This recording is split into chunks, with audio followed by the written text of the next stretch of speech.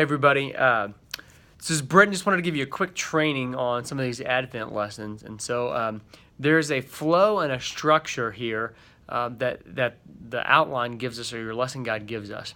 And they give us 5 steps. I'm just going to read these and just give you a quick explanation for how to do the lesson, given the options that they've laid out in the lesson.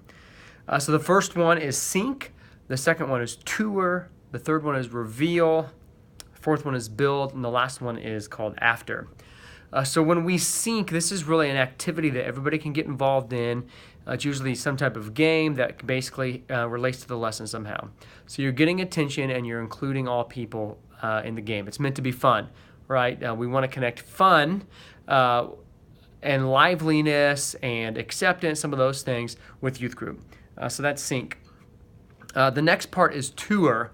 And for them, really, this is just you're exposing them to the scripture. You're exposing them to the Bible.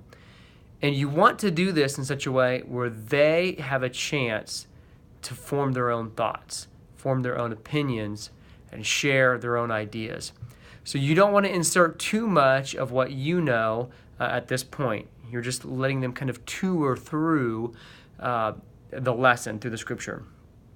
The third part is reveal. Reveal is then when you get to start sharing what it is that you know with the students. So there's probably going to be a lot of ideas shared, and you're going to take some of those, you're going to affirm some, you're going to maybe even correct some thoughts, and you're going to really summarize what the conversation has been up to this point. And you're going to really give them some key points they can take away. Best way to do this is if you're not for sure what to say or how to say, you can just read from the lesson. The last one is building. And so this basically what it does is it gives them an activity. So it gives them an activity, some type of drawing or construction thing that they do to reinforce what you've already been talking about. I think one of the key things here is you don't always have to have this piece, but it's nice to get hands-on because it reinforces the message.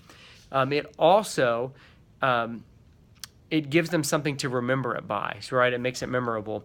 You want to leave some time for this because usually these activities can take some time. The last one is it's after, and so basically it's after the lesson. And what you're going to give them is you're going to send them out with some direction. So one of the weeks it says use a hashtag. It could be remembering something. Hey, be more aware when you're out in public, whatever. So those instructions in your guide. So when you go through these 5 things, sync, tour, reveal, build, and after, there's intent behind them, and they're put in an order that means something. So if you short circuit this process, it can actually make your lesson fall flat a little bit, can make it less meaningful, less impactful.